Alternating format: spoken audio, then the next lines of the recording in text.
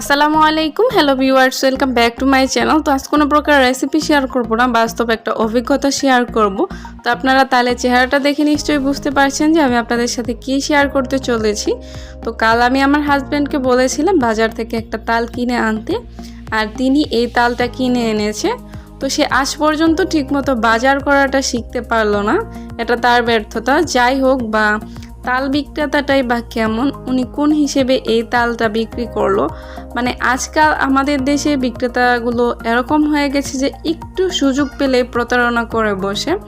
তো অনেক আশা নিয়ে বাজারে পাঠিয়েছিলাম তাল কেনার জন্য, যে হয়তোবা কয়েকটা রেসিপি বানাবো বা তাল থেকে তালের কাঠ বের করার একটা ভিডিও বানাবো।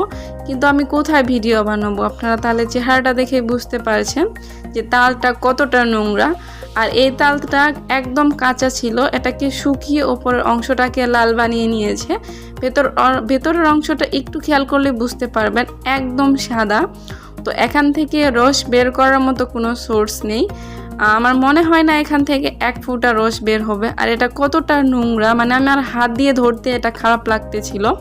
তো এই হচ্ছে আমাদের আজকাল বাংলাদেশের বিক্রেতাদের অবস্থা, একটু সুযোগ পেলেই প্রতারণা করে। আর যারা বাজার করতে না পারে তাদের সাথে তো আরও বেশি। তো মানে ভেবেছিলাম যে কিছু ভিডিও শেয়ার করব, তো আজ আর সেই ভিডিও বা কোনো রেসিপি শেয়ার করা হলো না। আজকে এই বাস্তব অভিজ্ঞতাটাই শেয়ার করলাম। এই জন্যই শেয়ার করলাম যাতে আপনারাও বাজারে গিয়ে এইভাবে প্রতারিত না হন। তো আপনাদের সবসময় একটা কথা বলি, বাজারে গিয়ে অবশ্যই সবসময় সব কিছু ভালোভাবে দেখে তারপরে কেনার চেষ্টা করবেন। তো আজ বলার মতো কোনো ভাষা নেই, মানে কি বলবো, এই ছিল আমার আজকের ভিডিও। তো আশা করছি আপনারাও সতর্কভাবে বাজার করবেন যাতে আপনারা প্রতারিত না হন।